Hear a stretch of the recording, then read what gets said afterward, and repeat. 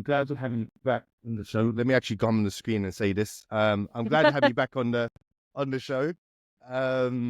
People are going to be watching this and thinking, "What are you two doing?" But this is outside of our usual format. And the reason why I wanted to bring you back on, well, everyone knows about how you exploded our podcast.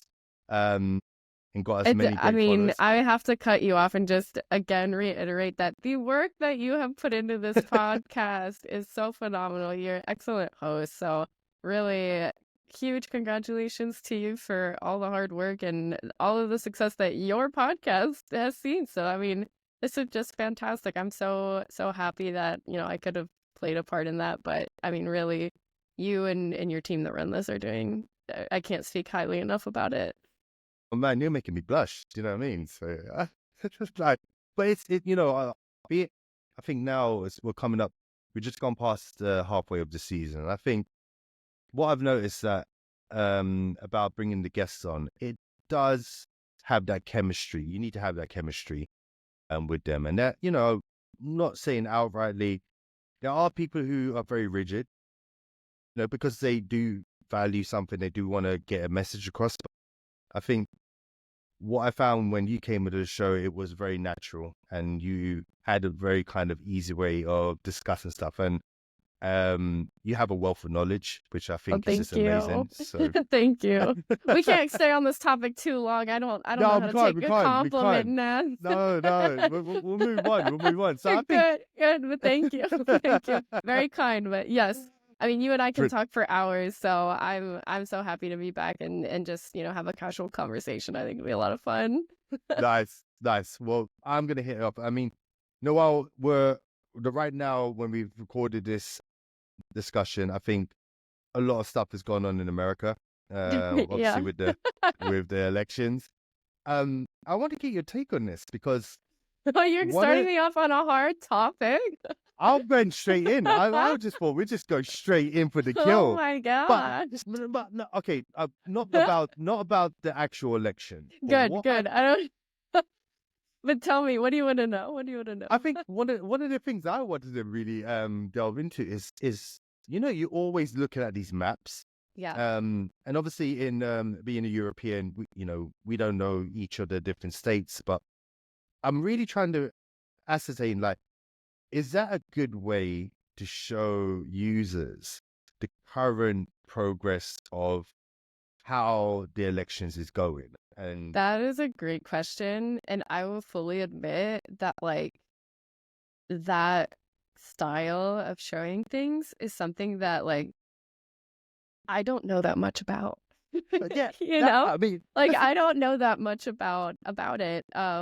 To be honest, it's things that I feel like people that get really hyped around the elections, I'm somebody that likes to track everything just to know what's going on because I'm a nerd, so I'm going to be looking at numbers no matter what the thing is. Yes.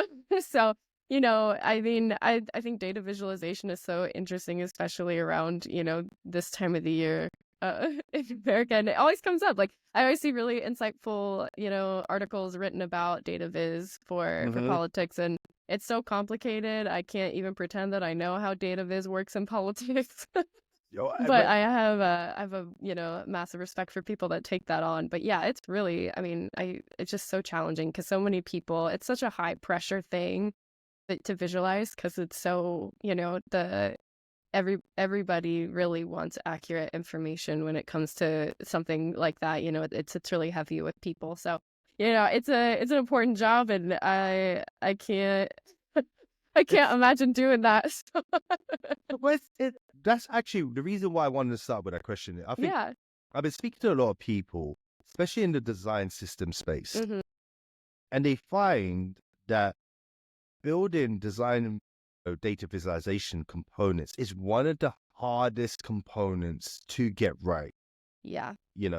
I'll give you my 2 cents on it. I think, if you're trying to build a data visualization component, there's so many moving variables that you cannot really bring that into a design system. That, for my opinion.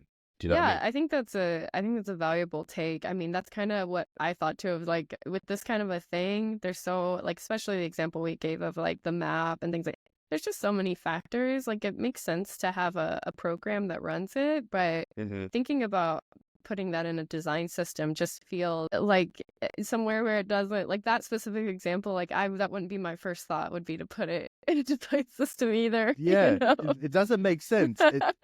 I I've never understood why people do that. Because there's been a few design systems Mm, in my time where, they've really given you, okay, here's your pie chart, here's your bar charts, and it's mm, like, hey, you know what? That's not even catering to what I need in my designs, and yeah. I'm gonna have to detach it anyway. So Yeah. I mean, I think that's a really good question. I mean, for me, most of the design systems that I've worked on have been not data visualization centered, hmm like business wise. That's not typically what their core offering is, like it's not like I haven't worked with like a budgeting app, for example. Like yeah, there's okay, somebody that I would think would have a pretty strong case for data visualization in their design system, maybe, right? Because that's their whole thing. Like I use some budgeting apps and I'm all the time, yeah, looking at the different charts and things, and they're consistent. And so I would imagine that, they have some kind of reusable component for them. But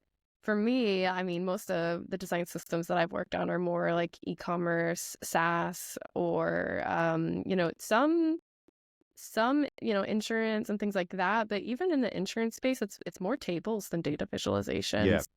yeah, Everybody hates tables, but it has yeah. to happen. Everybody, it's the worst. It's the It's the worst. absolute Nobody worst. likes tables. That's gotta happen. Yeah, yeah, But absolutely. No, well, look, I got that first 5 minutes now because everybody who probably watched your podcast and got some design system knowledge, I've now done that. I've got her for 5 minutes to talk about that, and now we're going to switch subjects completely. Um, Noelle, you're on LinkedIn, and I want to get your take on it. Is this really? Are you noticing a pattern in the comments that are coming up or in your feed? Like from your Mm. perspective, are you seeing any patterns, and what are those patterns? Yeah, I see a huge pattern, which is something that I'm happy to see, but like with an asterisk. Okay. I see a lot of people talking about something that I care a lot about, and we kind of talked about last time, which is some of the empty promises that design systems had, especially in the last year to 2 years. I'll give it a hmm 2-year buffer now. It's been long enough. Where, I wrote an article that was around the layoff and rehire cycle, and a lot of the information that I learned from different companies surrounding, what they wish would have happened differently on their teams that they then went in to rehire. Um, I see a lot more people talking about that. I think there was an initial shock of just it happening over and over again, and it took a while for that to rightly so. I mean, it's a really hard thing to go through. It's something that I've been through before as well. So people need to take their time with it. But at the same time, I think when we've started asking critical questions about, hey, what happened with the design system team? Why didn't it work out? What was going on? Why weren't we talking about business objectives? Why weren't we, producing numbers to give back to our stakeholders to deliver on hmm promises? A lot of people have been kind of picking that topic up to really kind of, be loud about that.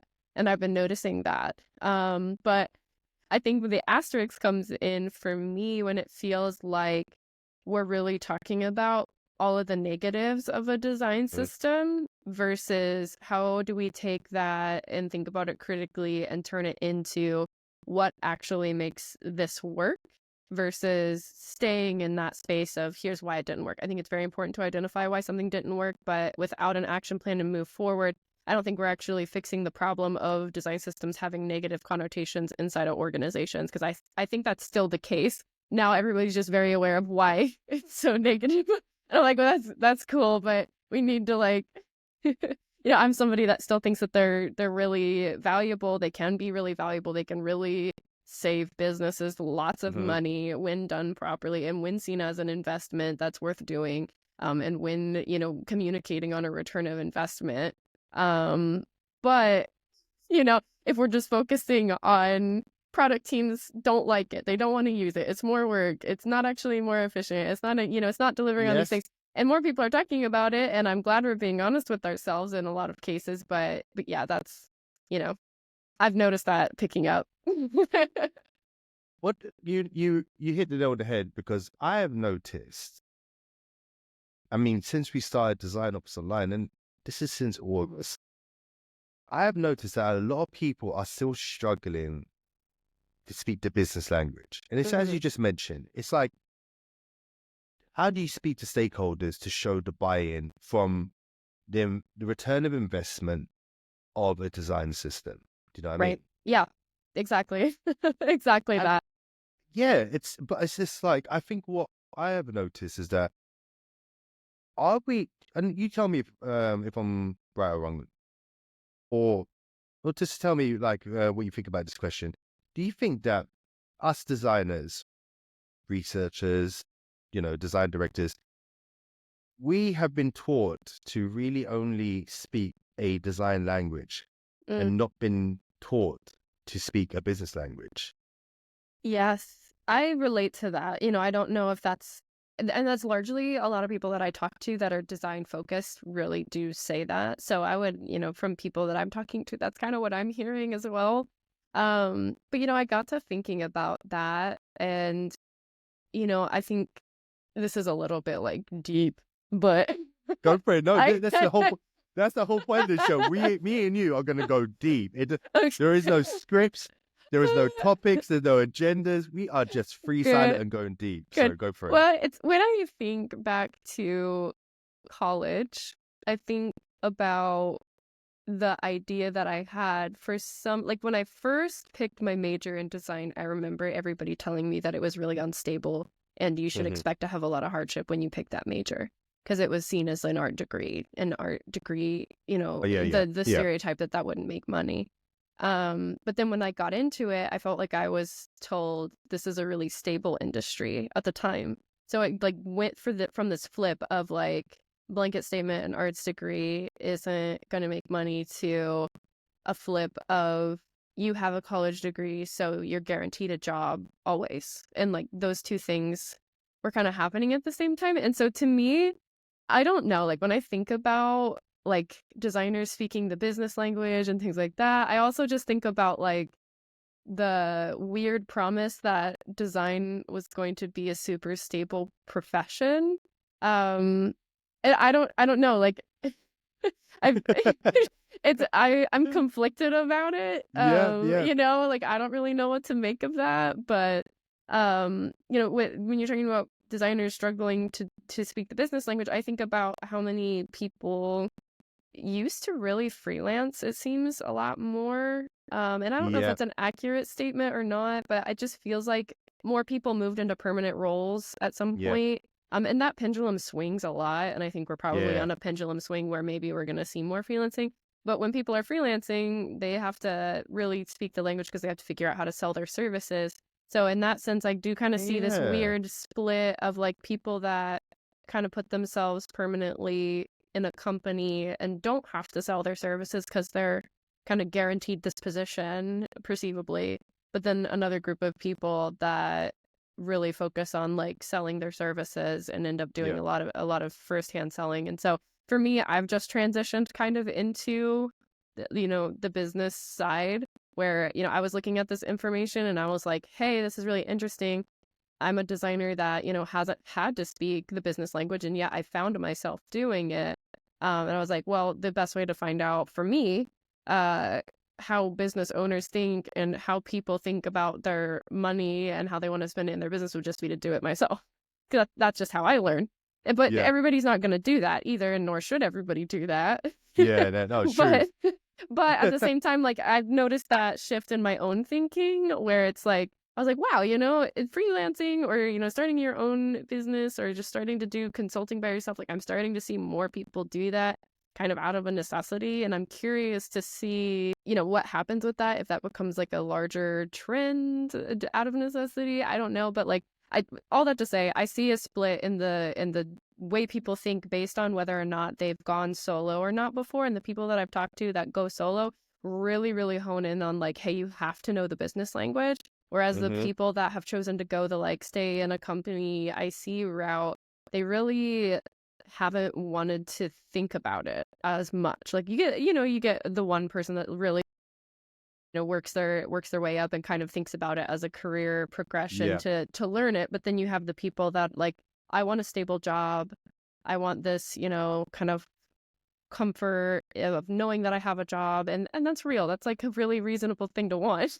Yeah. No, that's But yeah, it's like I don't see as many people talking about the like wanting to learn the business side of it because there's not as much incentive to. I'm gonna dissect in a second. But before I dissect, That's right. That's I told you it was like some meta take on I that love it. I question. love it. It was like, wow. I was just thinking of all the stuff I was dissecting. But before I dissect, can we speak about how's the business going, by the way? Hey, it's going great. I am so fortunate that it's going great. It's kind of a intimidating thing to just do. I had a job that, I was getting stable income from. It was comfortable. I could have kept doing it. And, after having the layoff experience, there was some nervousness around, hey, I have a job. I shouldn't do this. I have a job. Why would I do that?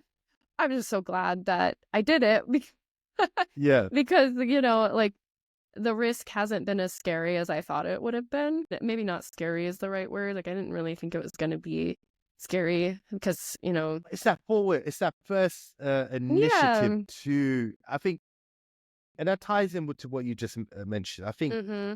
freelancing or starting your own business, and I'm going to say something about that in a Mm-hmm. second.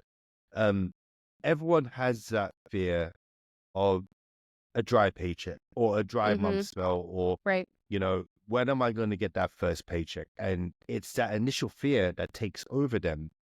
Yeah.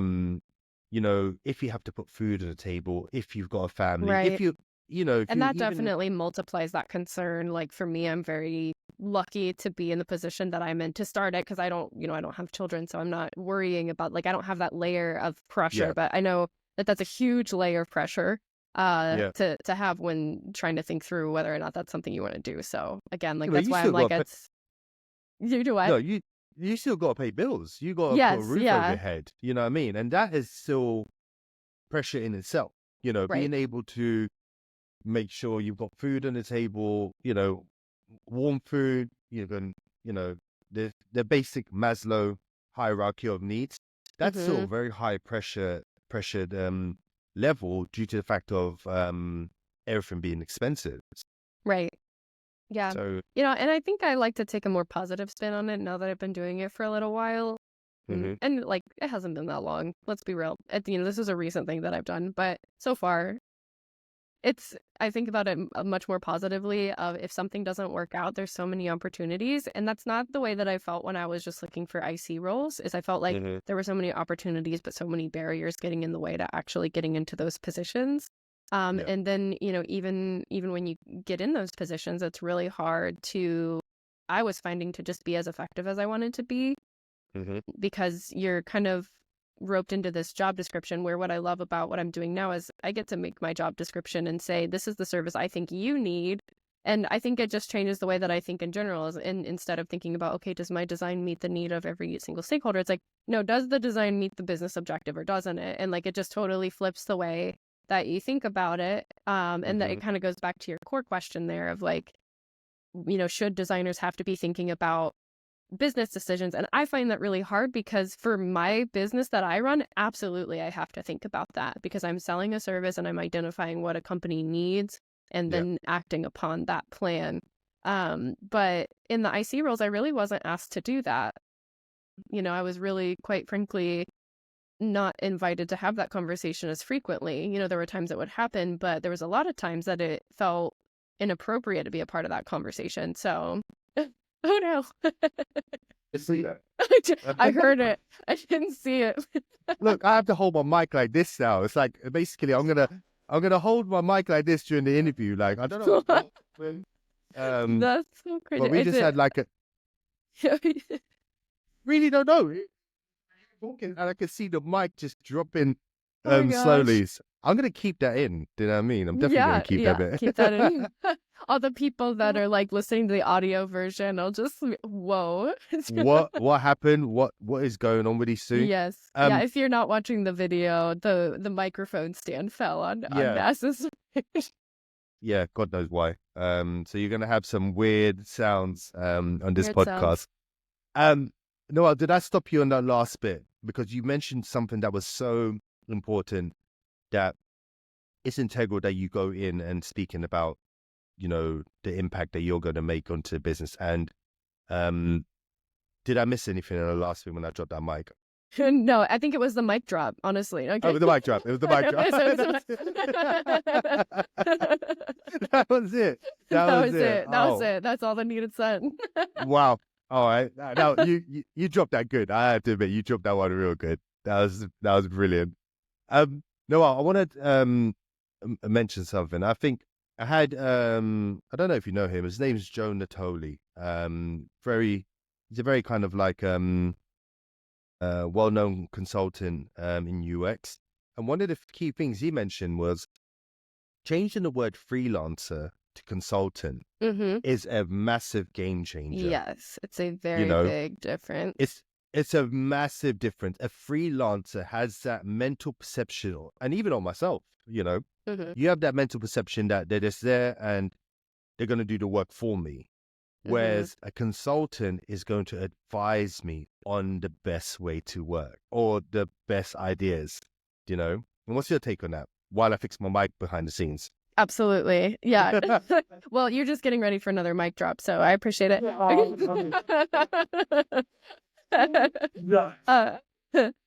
uh, yeah, I mean, I think that was something that I thought a lot about up front, and to be honest, I didn't start with marketing. That's kind of a side note. I didn't start with marketing. I started with trying to get clients first. But when I'm advertising myself one-on-one with people that I want to sell a service to or think that they might benefit from a service. That's another thing. I don't really like saying that I'm selling a service. I like saying I'm providing a service that you're benefiting from. Because Nice. Yeah. I don't want to sell a service that somebody doesn't need. I'm very honest about if I'm not a good fit for somebody. Yeah. And that's another reason I put myself in a consultant category is I'm not, I want to give people the best that they can. And if I don't think that I'm the best fit, I'm going to try to help them find something else that is. Nice. But I think, more than consultant versus freelancer or business owner or whatever you want to call that space, I see two different kinds. I think somebody at Big Medium was talking about this, and I'm sad that I can't remember exactly who it was that talked about this. I want to say it was Josh Clark, but if I'm misremembering that, I'm sorry, Josh. I think he was talking about the different reasons why people would hire a third-party service to do something. And kind of the two reasons were that they didn't have enough headcount to get a very specific job that they'd already planned out done. So they need more people to just do the work.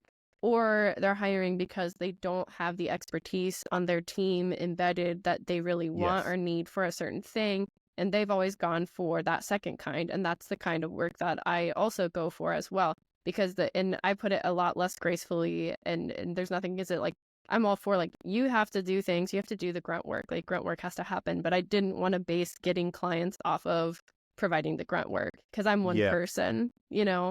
And so if I'm going to start a business and start with myself as a solo consultant and, like maybe expand that in the future, I wanted to start with that kind of work that I find really interesting, which is problem solving with people and technology simultaneously. And that's really what I think that consultant space, especially in design systems. I mean, like 90% of the work is people.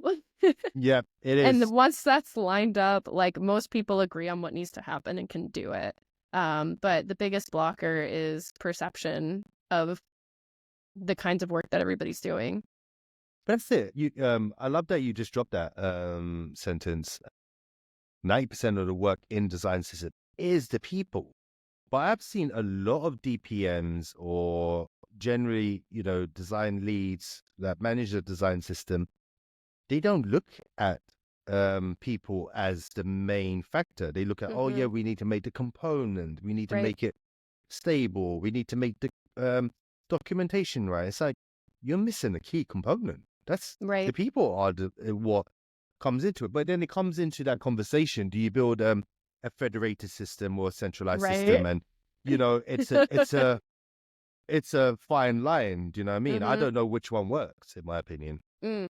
So Yeah. I've been enjoying the articles about that topic lately. I okay, recently read the now who was it? I'm so terrible with names. It's embarrassing. This happens to me all the time. But whoever wrote like this is ridiculous. I'm just gonna look it up. We're gonna go do for that it. You can share. thing You can where share it we're on the we're screen. You gonna can actually. Google it. We're We're gonna going Google it. rogue Yeah, that's and because this share it. is Share it on the important. screen. This is so important. This is gonna be a new one for us because we're gonna be sharing stuff on our screen. I'm gonna see Noelle's desktop, how messy it is and Oh how no, nobody unorganized. wants to know. Nathan Curtis, thank you. And hi, Oh, like this is yes, so silly. Did you yes, see the fallacy of yep, federated design systems? This is something that yes, has been absolutely the topic of so many conversations recently. yep. I can share my screen, but if you're Yeah, looking share it. for it Share it. just on Go the for it. audio, it's on Medium, posted by Nathan. Let me see. But he makes, yeah, if you share it on the screen so the Yeah. audience can see it, I think hmm he makes such a good argument. Well, I mean, he initially said before he released that latest article, he was all for a federated system, but now Right. he's backtracking, isn't he? He's saying Yeah. he tried it. It it was something that he thought was working, but now he doesn't believe that the federated system is the way to Right. go. And for like this is a really helpful graphic on what federated Yep. means too, of just like this community driven design system versus the central core team. Mm-hmm. Um, or solitary. A lot of times they do start as a solitary contributor. Yep. And so like he kind of saw this as a progression is kind of what this article is talking about of like these are the steps to having kind of this ideal state. And then he's kind of going back on that to say like, hey, you actually should really still have a core group of people that are dedicated to this.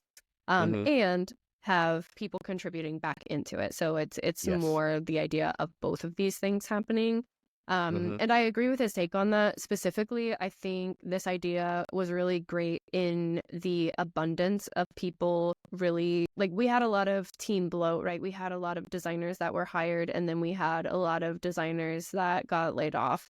And especially in the market where there's a lot of designers laid off, this federated community is really oftentimes seen as a way to cut a core service that's needed Mm-hmm. and then put a group of people on it that never had any experience with this kind of responsibility. Mm-hmm. And so it's not any fault of their own, but that I agree with that, especially in the current market of like this hiring and layoff cycle that we keep seeing. I really agree with this take that if you pitch a design system at the base level to your stakeholders as a federated model, Mm-hmm.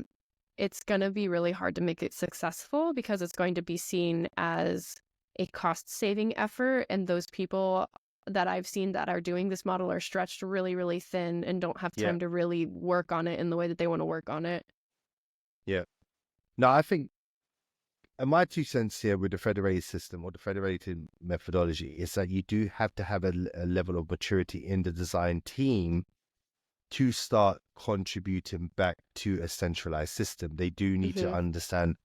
I do get that you have to have some form of gatekeeping to hmm say that your components can go in, but general knowledge of how to use design tokens in Figma is needed. And I've seen a lot of designers struggle with that, hmm just the basic way of working with a design system and building it within Figma to hmm then say, hey, this needs to go in or contribute your branch to go in. And it's not a bad thing. I think designers, you have people who are dedicated towards using a design system and the components, but then you have specialized people that work on an actual design system and the formalities in it. So hmm Yeah, I don't know. if anything, like, again, because I think that I really like what you mentioned about like this group, this central group being seen more as gatekeepers than helpers. Hmm. And like, the federated option seems really nice because it's like, yeah, let's just get rid of that like gatekeeping kind of attitude and just have Yeah. everybody work on it. And like,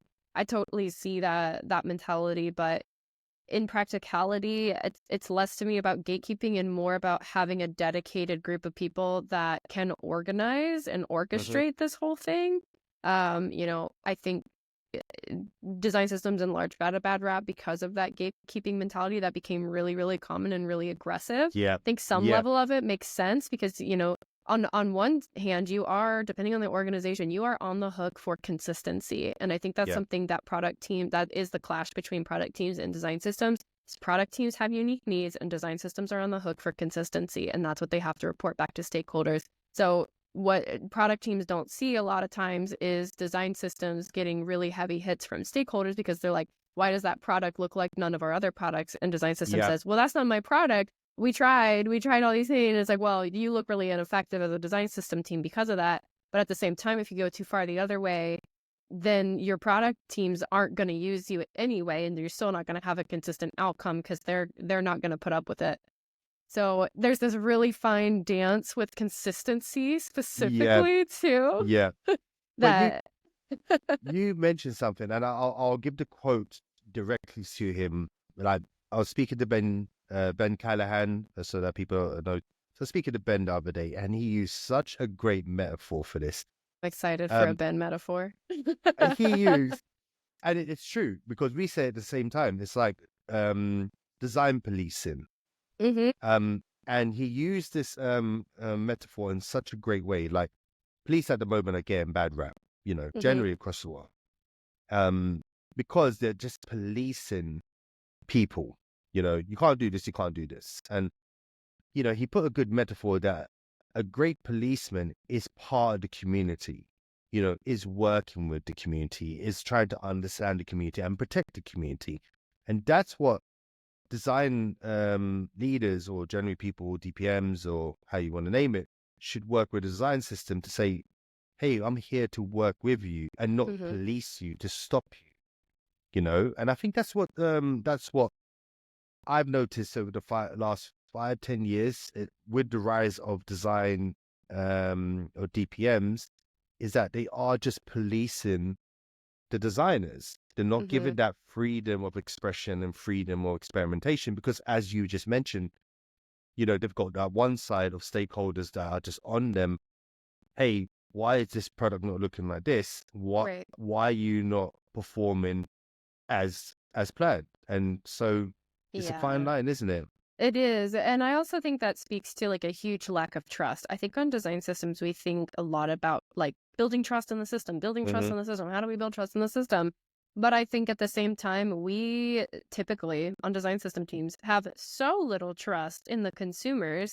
And that's partially why, I've really gone back to like, I know there's some different takes on whether or not a design system is a product or not. But I really Mm-hmm. do think it's a product for digital products. Like it is supposed to be jet fuel for all of your digital products, and Yeah. if you're not managing it like a product, you're gonna have some planning difficulties. You know, that's kind of a spicy take, maybe, but that's just tends to be how I view it. It's the Yeah. easiest way to get it roped into the other products. But um, that being said, we have such low trust in our consumers and the people that actually own these products. Like when I talk to design system teams that are like, our core color is red, and I'm really scared that our consumers are going to make a purple button. I'm like, do you really have that little faith that on their product that is red? And like it's different if it's only engineers and you don't get a you don't get a designer dedicated thing. Like there's a lot of factors that could contribute to that low trust. Maybe it's happened in the past, maybe it hasn't. Yeah, But exactly. a That's lot of times I see it's like people theoretically being like, we have to lock this down because yeah. what if somebody goes rogue and makes this crazy combination of things? And I don't know. I think back to print to digital and how Mm-hmm. a lot of people had to give up control to the user in a sense, Yeah. or like when the screen size changes, you don't get to have as fine control of the layout, things like that. And I think that mentality is starting to kind of hit design systems of like, hey, um, that might happen. But you know. then that's what I mean. That's what a DPM is meant to do, isn't it? Hmm. It's meant to that. I have seen certain. I'll make sure I check this with legal. So I've seen certain people that I've worked with in the past, and they have been too rigid on, Hmm. as you mentioned, the consumers of their design system. And what I believe is when you're too rigid, you stop that creativity that's happened. Now, I'll Mhm. give you 2 cents. When the DPM has reviewed some of their files, I'm talking he's built the structures, or they've built the structures for them to, work efficiently or work in a way that's going to be sustainable. It's just like they go a different direction. Mhm. And that's not the only DPM that I've spoken to who has experienced this. Most of them say this. It's like, Mhm. hey, they complain and say to me, hey, we want this, and I give that to them, and then they go in a different direction. You Yep. know, Yeah, it's totally. Yeah, totally. I mean, I think that's kinda it's raised a lot of questions for me about, and this is something that I'm kind of in progress on, but, it really makes me question the big selling point of design systems being consistency. To me, it provides a lot of consistency in the front end technology, but whether or Mhm. not it provides consistency in design, I think really depends on how your organization is set up, Yes, yeah, and what level of buy-in is expected of the design system. But if it's seen as yes, an efficiency gain from the front end, then you get your efficiency gains in the code, not the visuals. And so sometimes those two things are conflated. And I think it's really worth asking in your organization, what do hmm you want to be on the hook for, one or both of the yeah, visual consistency or the front end. yeah, yeah, Um, so that's, I've been thinking a lot about analytics and just how to report back yeah, into stakeholders to deliver on promises that we've made for them. How do we get that hmm information? How do we storytell back? Um, yeah, I don't know. I have a question for you, and go for it. yeah. Have you seen anything to do with the conversation of design systems as service design? That kind of had a little moment, I feel like several months ago.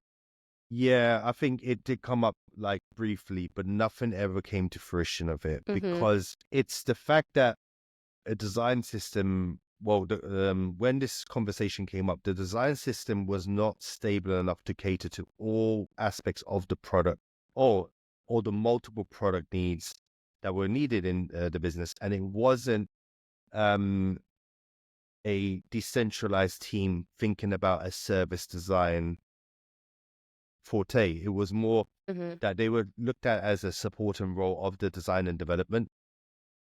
And I think if they kind of went down the service design route, they didn't see the value that it would bring to multiple sides of the organization. Does that make sense? Yeah, yeah, it does. And I've been curious to get somebody's take on that because I kind of heard it in passing and I had a couple people, the strong language I had a couple people accuse me of doing service design.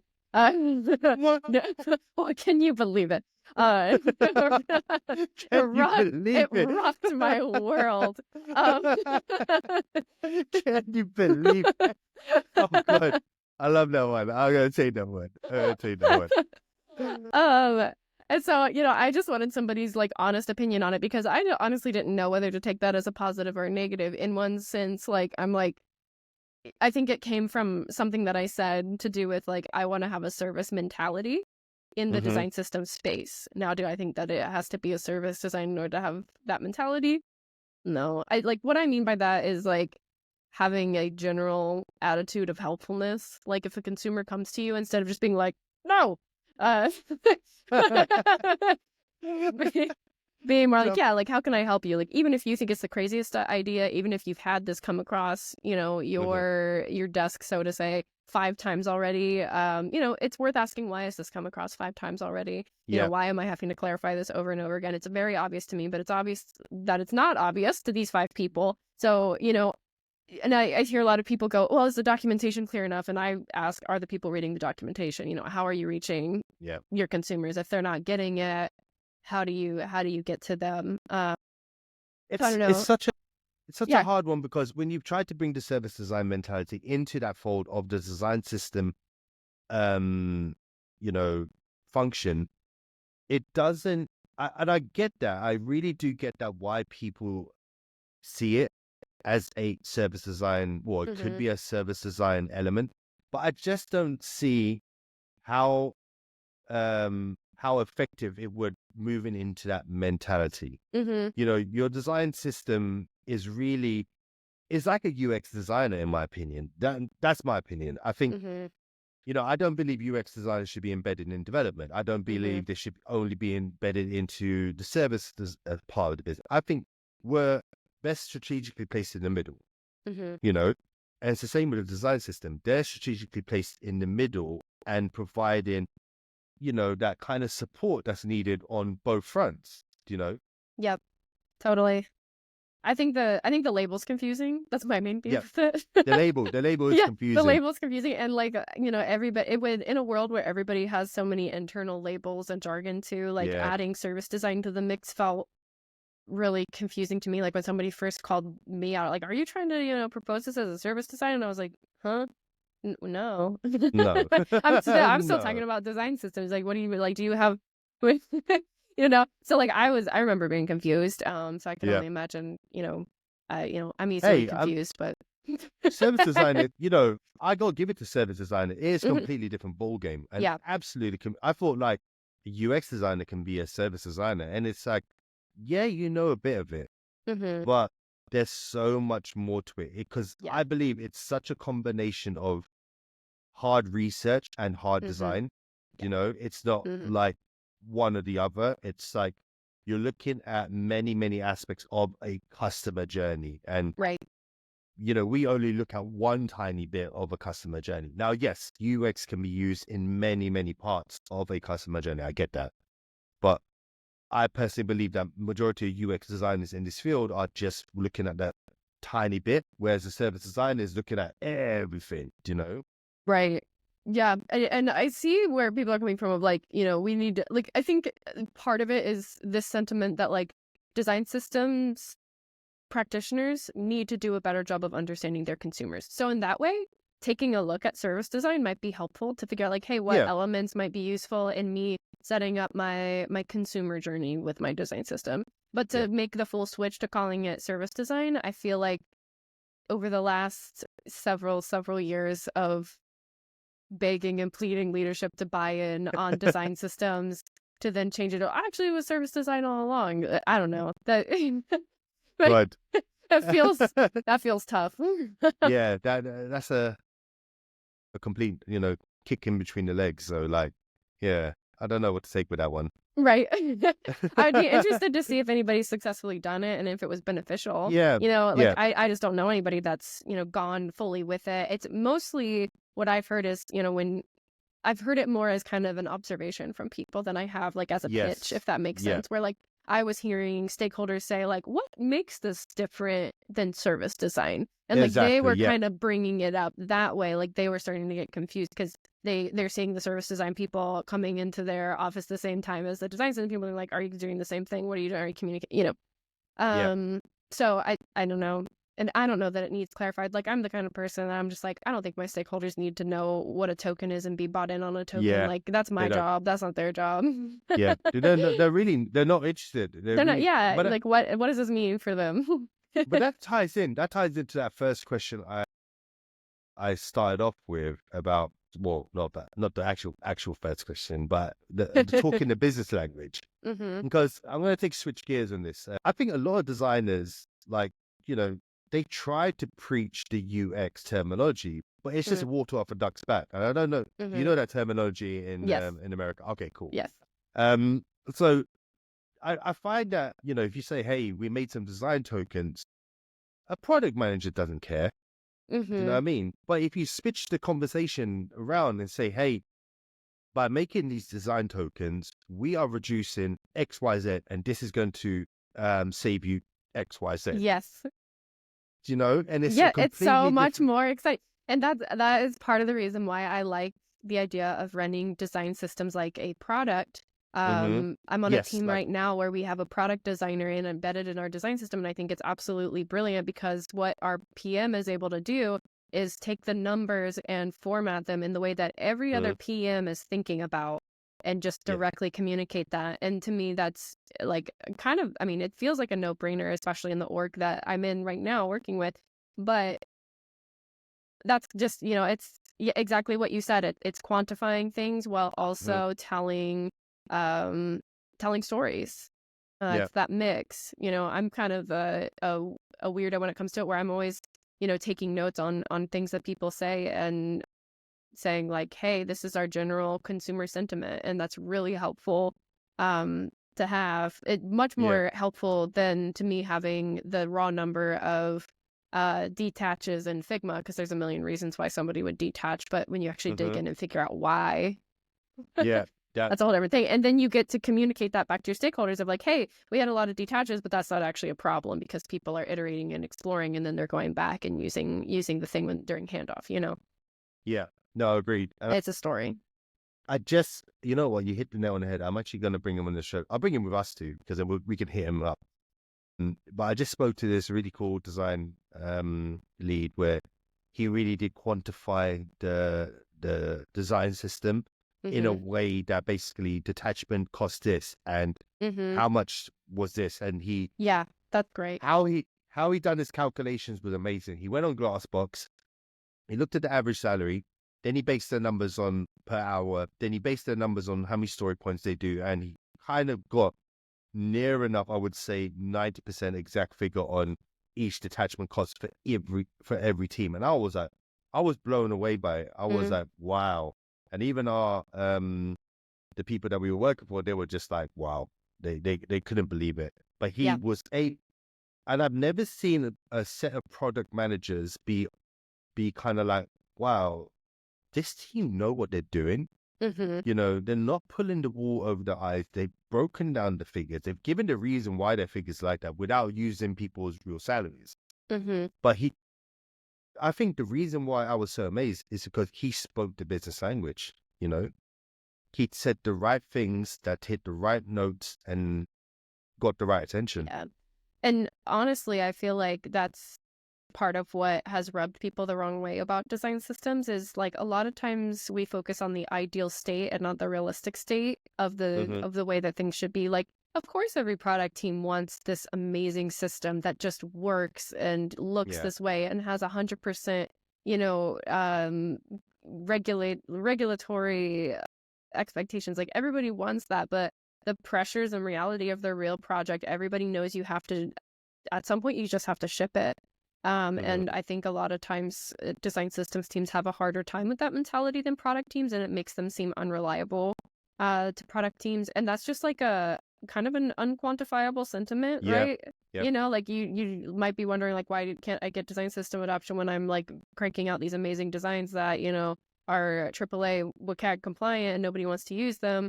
Well, you know, what are the constraints of the projects that you're serving? Yeah, absolutely. Noelle, I'm going to take a switch on this one. Have you had a chance to mess around with Figma's AI? I will be honest, I haven't firsthand spent a lot of time with it. I did like the fun little demo that you can do that they released. But yeah, I've had the chance to use it a little bit, but I haven't used it on a project yet. So The reason why I want to bring this one up is because I always knew that, okay, there's a lot of UI automation tools out there. You know, everyone knows that, you know, it's becoming one of those things where businesses are looking at UI automation as, you know, a cost saving aspect. But one of the key things I loved about it was you can mash up a wireframe or prompt up a wireframe, and you can tell it to use your design system components on that wireframe. yeah. So I thought that was a future state, that exact thing of like using your design system to do it. I thought that was a future state, but I know everybody's like on the edge of their seat waiting for that. Yeah, because they've only given you access to a certain amount of design libraries. They haven't given an access to you to put your design library on, and then, hey, you can start attaching. But what's your 2 cents on this? What do you think is going to happen in the market? Personally, you know, there was, before a lot of the new properties came out in Figma, there was a time that I manually made 500 different variations of buttons. And in that moment, I thought, wouldn't it be great if this was automated? Oh my God. Yeah, it's only after the fifth 100, yeah? So, after the 500 one, you're like, you know, this probably could have been simpler. So No, you why did see, I manually do this? yeah, you And then didn't realize after. why did another company hire me to make their 500 buttons, but it's just slightly different with a different border radius, like My what? God, I love that you got to the epiphany at the 500. Like That's 100, like what? yeah. What? Why did I Why do this? can't? Yeah. Like So the drawing rectangles on the internet sentiment was very real in that moment. okay, okay. You're like, wow, that's what I do for a living. What? 500 buttons later, that isn't even a real piece of software. It's just stickers that I'm gonna hand to a dev to make a reel. But like, what? Oh, God. What is my Oh, job? God. That's when you look in the mirror and you're like, oh my Like God. nothing's real. Yeah. It's like, what is going on? So like I think there's some really great opportunities for automation because a lot of anybody that's made like 200 input variations, like they're ready. Like they're like, I know how to do this. Why am I doing this again? Why am I getting hired at this other company to make 200 inputs again and then think about it on a light background and a dark background and check the Yeah. compliance and there's a lot of repetitive steps, Yeah. and systems people are, brilliant at thinking about how to systematize systems of systems of systems. Like I sat there and thought about like, how could I make this, whole process repeatable? And then you like go down a million rabbit holes to try to make your workflow more efficient. I don't know. I mean, if patterns are recognizable in that way and could be automated, I think it'd be really helpful. Do I trust it 100%? I still want a human Yeah. to verify and check and look through everything, but checking and looking through everything, if the product is over a certain threshold, does take of good, if it's a certain Yeah. threshold of good, then it does take less time to get it done. If the output is terrible enough that you have to rework everything, then it takes longer, then no. So I don't know. I feel a little bit agnostic about it. I feel excited about the possibility of taking away repetitive tasks to really focus on the other 90% of the work that is the people work that AI isn't skilled at. Yeah. But that people are skilled at. But yeah, if I don't have But to make that's it. 500 buttons again, that's great. Yeah, I hope not. I hope not. And I hope they come to the realization before the 500 is too many anyway. But Yeah, definitely. I Definitely. don't know what. I'll blame it on that was before like the Boolean and the instant swap properties. So if you wanted an icon anywhere, and if you had a primary, secondary, tertiary, that exponentially explodes everything, and then an icon only button because we didn't have the text. It was before all of that. So like you've got a lot but of. so you put the blame on that. Yeah, like you put now the- when I think about that same set, it would have been like 3 different lines of buttons versus what ended up being 500 individual little So do pieces you that I think you had to would have manually maintain. Do you think you would have realized at 300, or do you would? Right. Who knows? You get in a trance and you just keep going. You're like, No, I agree with it's you. like No, you like you have the line on the wall like day 5, like yeah. It's like I get that. When you're in the zone, you're in the zone. But Yeah. I think like at 20, I would have said, "Hey, come on, man! There must be an easier way to do this." Exactly. No, I mean now. I mean it was kind of at the pinnacle of like, we need ultimate flexibility, so we're gonna put it on the design system team to make all these things available. And like at the time that seemed like a decent idea, but looking back, I'm just like, why were we doing? Why are you doing that? Yeah, I've had those moments. You're just like, you just don't know where to, you don't know where to look. Like you're sitting in a meeting and you're just like, I don't know where to look, man. I was like, look up in the sky and just, yeah.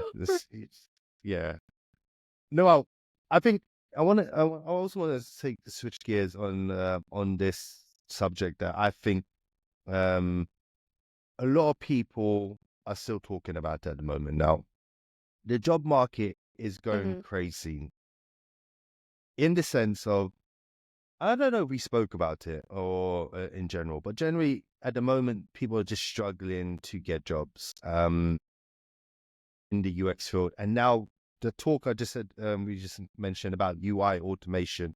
And my 2 cents in this is that I believe that we're going to see an influx of actual UX designers, and those UI designers who are kind of like executing on demand are the ones of risk of losing their jobs due to the fact. And again, I'm not saying I can speak for everyone. I can always be wrong, I believe the people who have come into this field who believe that they can just create good UIs without the UX Mm, are the ones that are at risk of losing their jobs. And the people who really did do the UX type of, scientific work are the ones who are going to see the benefit of these AI UI automation tools, because they mm, can now focus more on the UX stuff, and all that prompting and building the UI can be done automatically. Now, mm. do you think I'm right or wrong with this statement? I don't know. I think it's really hard to say. I mean, especially the job market, very briefly working on some AI projects, I got the sense that people were losing positions not because the AI was actually capable of taking their job, but Hmm. because people wanted to move money to work on it.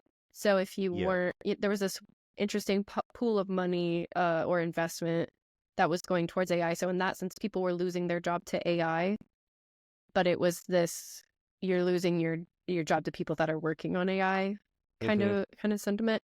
So like that was interesting to observe. The other thing that I think plays a big role into this is entry level candidates in UX and UI.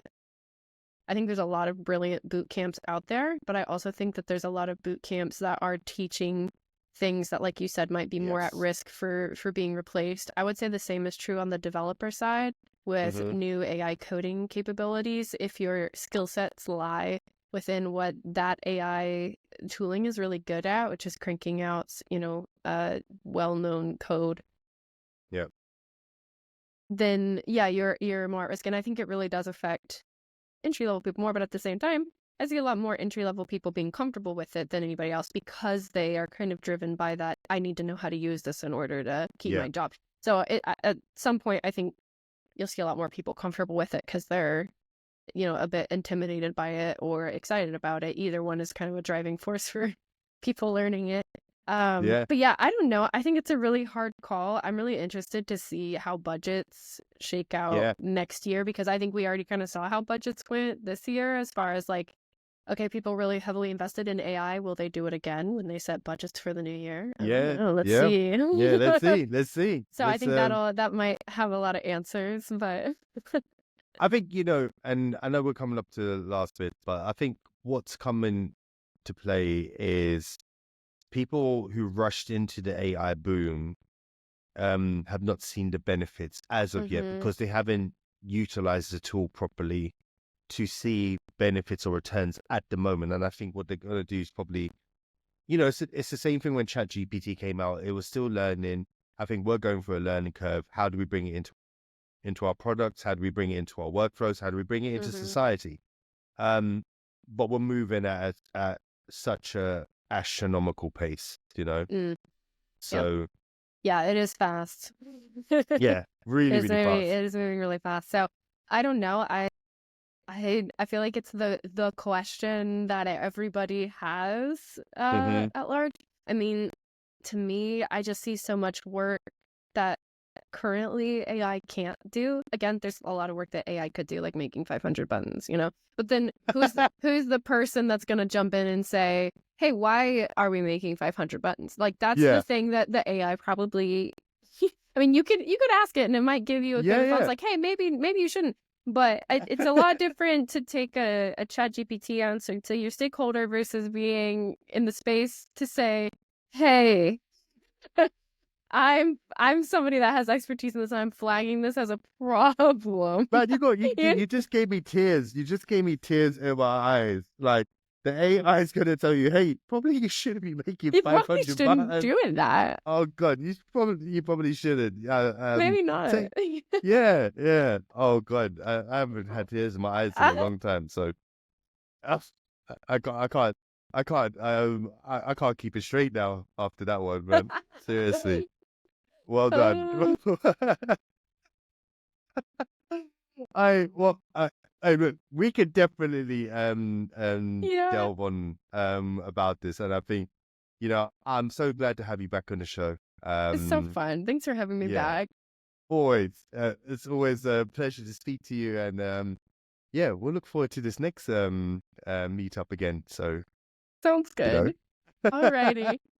all right. Cool. Thank you, Noelle, for coming. And Absolutely. yeah, we'll see you on the next one. Sounds good.